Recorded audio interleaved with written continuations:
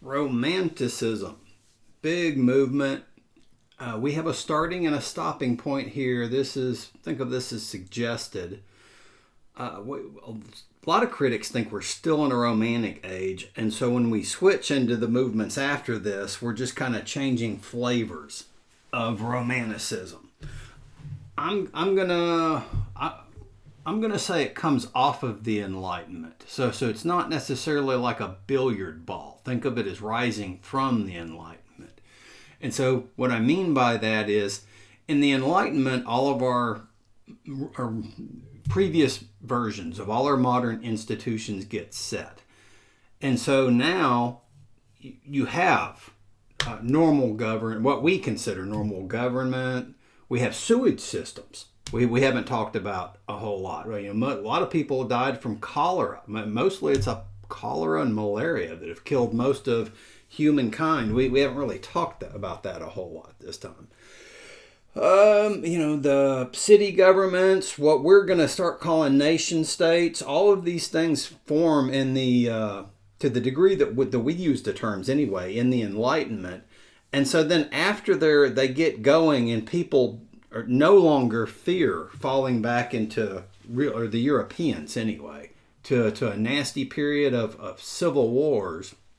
So then people say, well, it's very boring, essentially, to write poetry about the state and paint paintings about the virtues of the state or the Old Testament or something like that. So what it's about, me, mine. I like, let's talk about me. And I don't mean that in a pejorative or negative sense. It just seems to be a natural occurrence after things get established. So then people... Well, the word bureaucrat becomes bad because now, since people aren't worried about actually, like, they have roads, so they're like, in our language today, we're upset if we have to wait in line at the DMV, and we're not thinking, oh my God, we're so privileged in an age that has roads, functional sewage systems, and something like the DMV where you can go and get a permit or a license, or like all of that stuff was coming together in the Enlightenment. And if you don't have all that stuff, chaos, right? Or at least you're moving closer in that direction. You usually have to kick up to somebody, depending upon, just like, in Robin Hood, that's what people were upset about, right? They had to kick up to somebody who was representing King John back in the day, or said they were anyway. Okay, so we like to rebel against the system. Well, what is the system? Sort of the Enlightenment, but this machinery, it gets going on its own. It's a whole system of things start coming together. And it's not necessarily, it's very large in their mind. So think industrialism is really taken off in the Enlightenment and into the tail end of the Enlightenment and into Romanticism here. Now people are really starting to move in much greater percentages than before from farms into the cities. And so, in a nutshell, for us, the Enlightenment is things like when in the beginning of the class, I talked about in a screencast, everybody has that friend who says, well, no, man, I'm going to learn to play guitar, but and thumps his chest and says, I'm going to keep it real, man. I'm not going to take lessons. That's very romantic. It's the idea is that it's in you and you just need to get it out. And so we're not saying that, or I'm not saying that people don't have talents, because some people are, better naturally inclinated to be musicians or mathematicians or athletes or so on. People clearly run faster than other people's. But if you're emphasizing this inner essence, right, is what they mean. You kind of have it or you don't. So we're amping this up. Notice how prevalent this is in movies now. This is why people like this period. And whereas if you have to work a whole lot for it, you must not have it, right? So you're not as good. So there's this bad side of Romanticism that said, like, the elect are chosen. You can't necessarily work to achieve genius. And all of this is, by the way, not true. So if we imagine, like, if you're going to be a famous writer, for example, think about how many movies you've seen where somebody lives like a crazy lifestyle and then just sits down at a typewriter back in the day or their word processor now and then just spits out a novel. It never works like that. Okay, and if you want to be a writer and you're going to go into an MFA or a doctoral program geared toward writing, it's going to be all about, this is your job. You're going to show up every day. It's going to be you're going to be at your desk. You're going to write. Large percentage of what you write is not going to get into the final version, right? So it's very boring, but people don't like to talk about that, and especially the Romantic poets later on, or while they themselves are spending a lot of time working their craft, they will tell people after the fact that it just came to them, right? Matter of fact, it's even better if I tell people that I took some drugs and it came to me, and so I commune in the way that they're thinking about it. I commune with a larger force, right?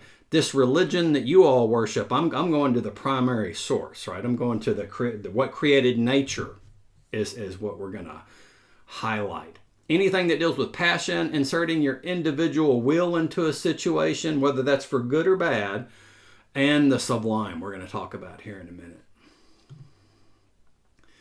But first they want to talk about Napoleon. And remember that people were getting taxed quite a bit. Your average person in France at the time was not a very good situation.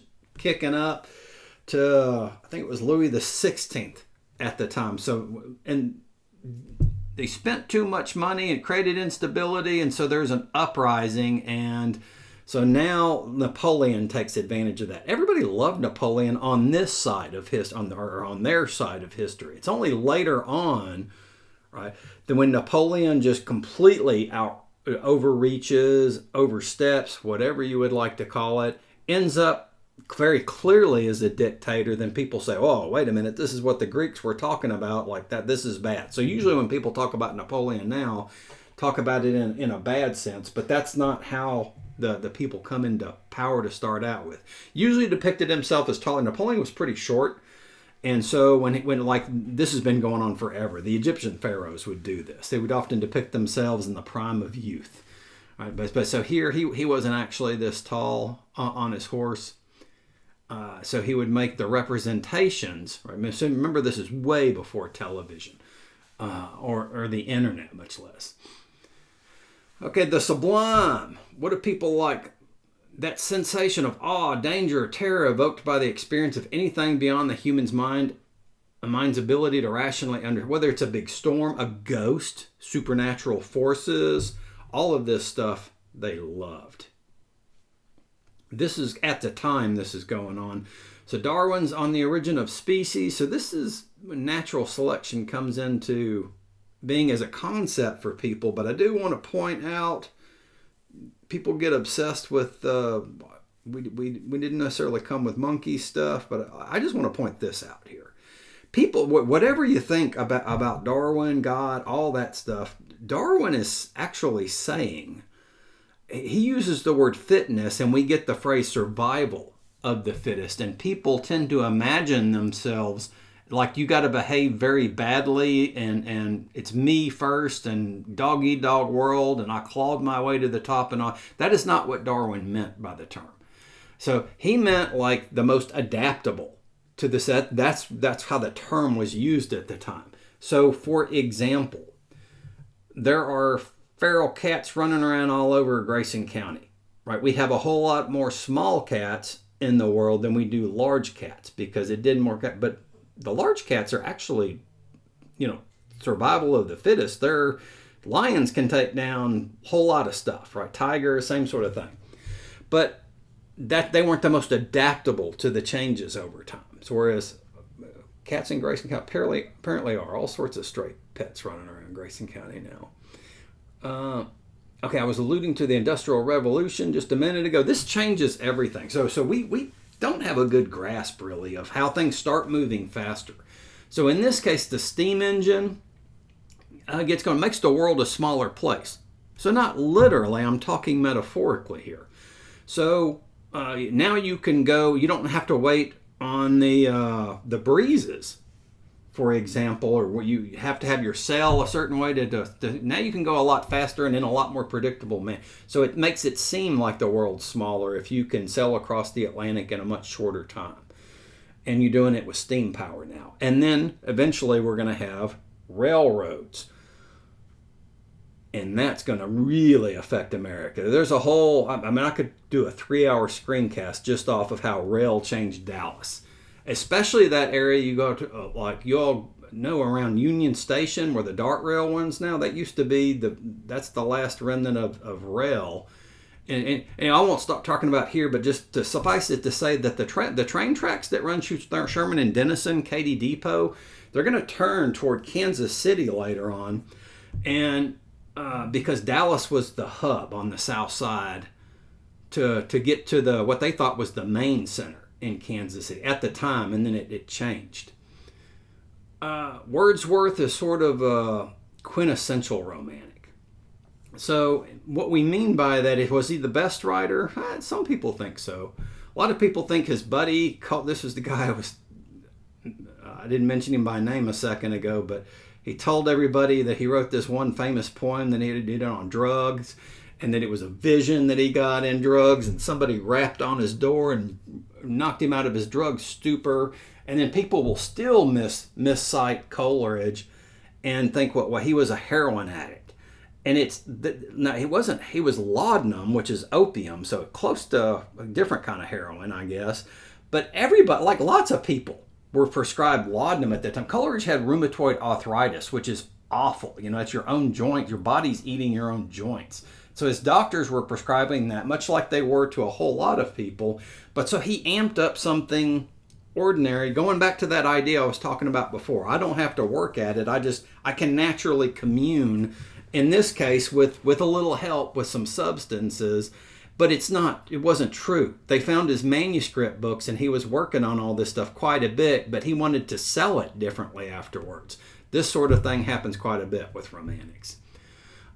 Wordsworth is popular because all the stuff in the poem, this Tintern Abbey, line's composed a few miles above Tintern Abbey, but everybody just calls it Tintern Abbey for short, to make it shorter. It's the idea. This is not the whole thing. It's longer than this, but it's this idea that he and his sister go visit this ruins, and so it's got all the themes of Romanticism. Nature is now taking back the ruins of this abbey. And this is a watercolor by a famous, by the way, this romantic painter we're going to cover in a little bit, usually will come through Dallas every few years. He's a very popular painter. Like, I want to say 7-8 years ago, Dallas Museum of Art had a really good exhibition of him. And do remember, Dallas Museum of Art is free. I'll write in your comments sometimes you can visit. A lot of these are free for the regular, and then you only have to pay for the special exhibition, but bring your student ID, probably get a little something off. But here for romantics, nature is taking back the abbey, where the monks used to be. How perfect is this, right? People thought that we could make man-made buildings to worship God, but this idea is blasphemy, right? From there, the way, and I'm being a little overly dramatic here. So it's much better that nature is reclaiming its own, because if you walk in the forest, that's a much better representation. You're much closer to the primal force, and that's the kind of thing he's talking about in this poem, because he's in the city, the narrator, but he's coming back to the country to get rejuvenated, closer to nature. Shelley and Keats. Keats was a younger poet, wrote some really good poems. Shelley did as well. Keats died very young, and he was in love with this one woman named Fanny Brawne. He has some really good letters too, besides his poems, and died of TB. Shelley marries Mary Wollstonecraft, so she turns into Mary Shelley, and this is who's going to write Frankenstein. But he was a poet. And he's not as popular now, but he's really popular back in the day. Still, if you study romantics, he wrote some great poems, don't get me wrong. Byron had some good poems. He's not as good of a writer as the other writers, but he had a heck of a life. And so a lot of people will go back to and talk about Byron, not necessarily for the poems he wrote, because he was so flamboyant, he was so over the top. he would, whether or not some of these things are true, I think people are still debating. But he liked the idea of, apparently quite the ladies' man, and he would try to seduce virtually everyone, and including his half sister or something. I forget if this is actually true or if that was made up. But that is very Byronic, right? The idea that he would want people to talk about that because he would keep his name in the paper. Much like in my era when I grew up, when I was y'all's age, Hank Williams Jr. was in going through Nashville. I was fairly close to Nashville. I was living on the Kentucky side though, and Hank Williams and his band destroyed, I forget which hotel it was, but it was one of the major hotels in Nashville, and they just destroyed a whole floor that they had rented, and people talked about it. But see, they got the press, right? Hank Williams, he's the bad boy and all that. That's what Byron was really good at doing.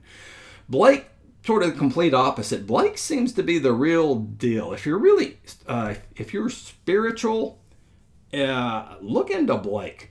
So if there is such a thing as a person who can commune with God and put that to art, it was probably Blake. And so not just in his art, if you can check, by the way, you can check out biographies, even through this app we have in the library. And like a recent one on Blake is called William Blake versus the World. And it is really good. It'll tell me so Blake would walk around and he would have people convinced anyway. He was talking to spirits, archangels, like all that sort of stuff. And when he wrote, we're getting him a lot of times like this, but he didn't actually write like that. It was like, if you see the cover of this course, that guy that's got the look like a weird substance coming out of his mouth, spiritual maybe. That's how Blake wrote his poems. He would put these. And sometimes they were surrounding the actual words. Sometimes they were sort of above and below. He was making his own books at the time. And he didn't really seem to give a whit what was going on, how popular he was and all. He and his wife were sort of living, minding their own business. He had a little, always in poverty, Blake was. But he seemed to be the real deal. In continental Europe, Goethe's Faust. This is where the idea about selling your soul to the devil. What we're going to get in America with blues, this idea that you go to the crossroads, and if you want to make a deal with the devil, you can play your guitar or whatever it is extra well. Then this is an older idea. It's been around for a long time, and this is, I don't know that this is the primary source, but you're getting a lot closer to it here. Female writers now. So remember, now on this side of the Enlightenment, after Mary Wollstonecraft, some of these are writing. These ones aren't, but here in a little bit we're going to see they're writing in men's names. But here, before we get to them, the Brontes, Mary Shelley, Jane Austen. A lot of these, by the way, when they're coming out, it's not necessarily that the whole book is dropping, and so now you see these huge novels in the store. Usually they're sold in serial form. So think chapters every few weeks, and somebody's publishing them. They're in wide circulation. Remember, all this before television, and it was rather high society, good socialism, or whatever you would like to call it. When people would show up and read these over tea. It'd be sort of a group get together. It's really popular back at the time, and still are. Remember with Frankenstein, so we're switching now to Mary Shelley. It's not the monster, like the guy who made Frankenstein, the doctor or the guy that was the crazy inventor. That's Dr. Frankenstein, right? So the modern Prometheus. Prometheus is in Greek mythology stole fire. So the representation for fire. Right. Well, the life force, the creative force. That's what he put in a person that he kind of cobbled together. Is what this story is about. And they came up with it. But if you're interested in presenting on this, you might want to check out the backstory. The backstory is really interesting. It's Mary Shelley and Percy Shelley were staying at one of Byron's castles. And it was stormy, and they said, so I think it was Byron who came up with the game. Like they were all going to tell a scary story. And the next night, and they all did, and she won, and that was the outline of it. But it's more detailed than that, and you could get a whole presentation out of that, assuming you can find a good source for it. This is more or less how American literature starts with Romanticism. So transcendentalists, deep sympathy with nature. Some of this is it's what they understood, sometimes misunderstood Hinduism and Buddhism, holistic philosophy based on pantheism. That's not really how early Buddhism was, but I guess that's what they understood.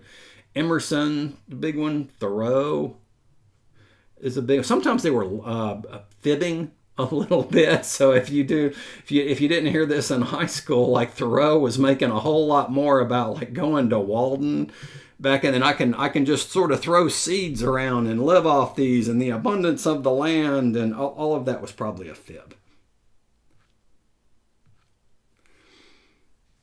Whitman is the sort of the early great, I'll call it an epic with Song of Myself, right? But about I, though it starts with I.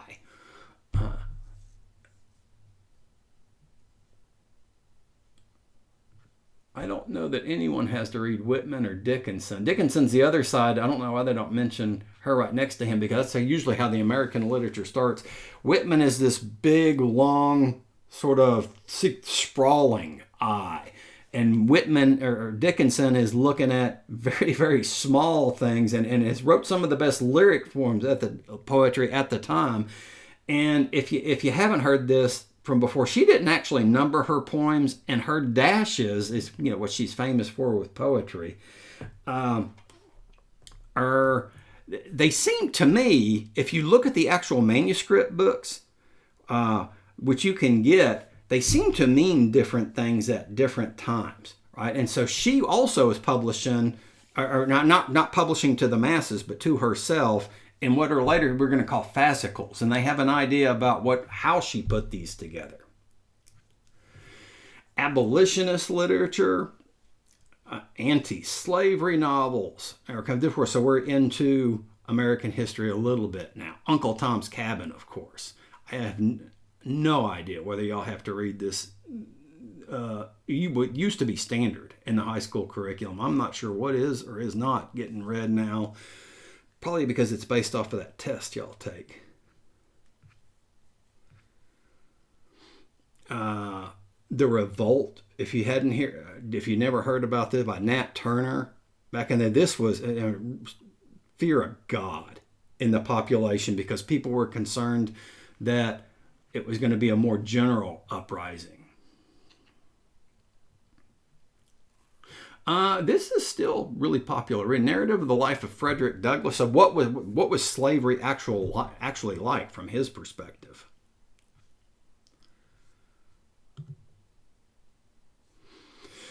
Constable.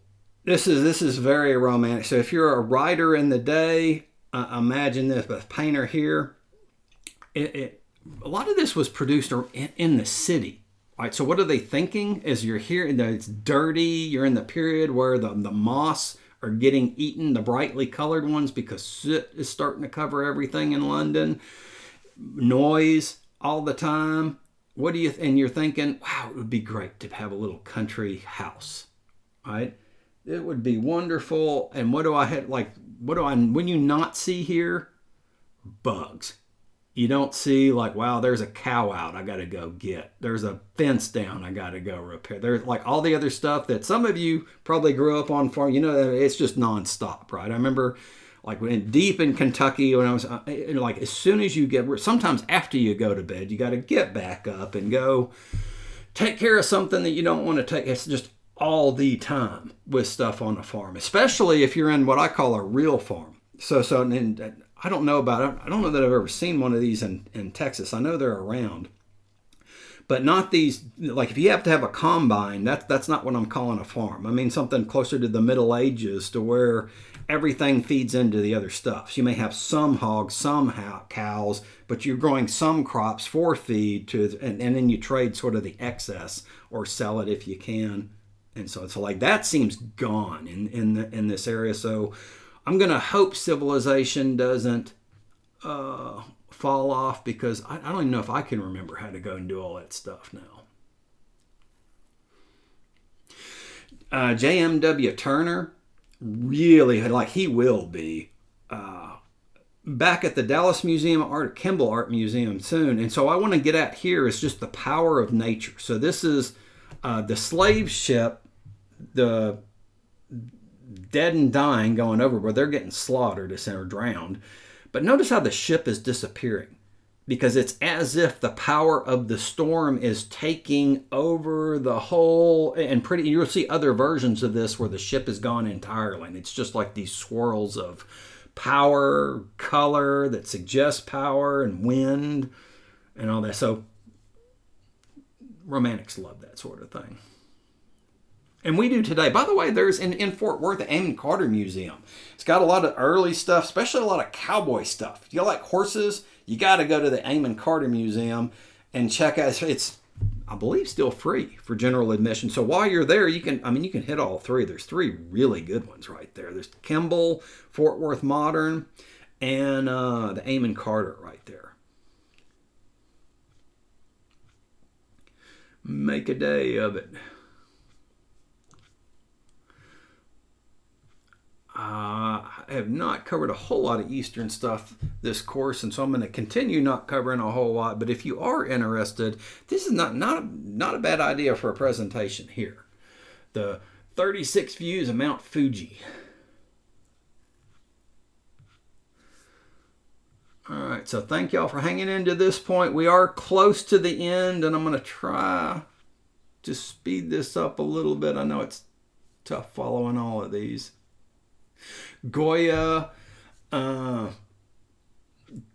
execution of the defenders of Madrid. This is a really famous painting, and it will come through it. So if you're interested in keeping an eye, like some of the stuff I was just talking about, he will come through here again at some point. So like the color usually is what people start talking about here. And if you've had an art history or art appreciation class, how it catches your attention. All right. And it's just the subject matter, of course, is just awful. Raft of the Medusa. There's a whole story about this episode that hit in Europe. And so he paints this at the time based off of the stories that went back. And so it's the horrendous stuff about what happens when, like, if you have no food and you're on a raft and people are just fascinated by they can't stop watching from all the horror, essentially. Liberally leading the people. If my memory serves, this was the one. This just got restored, and it looks much better now. Much like, so it's lighter around here than you would think. But I'm not sure why the book hasn't updated, or maybe they didn't think it was authentic enough, or something like that. And of course, everybody knows Lady Liberty.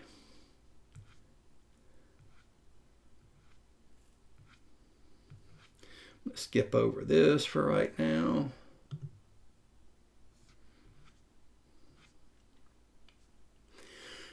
Oh, Delacroix visited Morocco. So what we're getting at here is this is important for the stuff we're about to cover, because a lot of modernists, especially Picasso, is going to borrow, or so like we call great artists steal, good artists borrow, great artists steal. And what they mean by that is they make they copy it so successfully they make it their own, right? So we don't mean like stealing like something from a store, necessarily just stealing the idea. We mean that you care about this so, and like you love it so much that it's going to really influence what you do. It's going to be a part of you, if you ever hear that expression.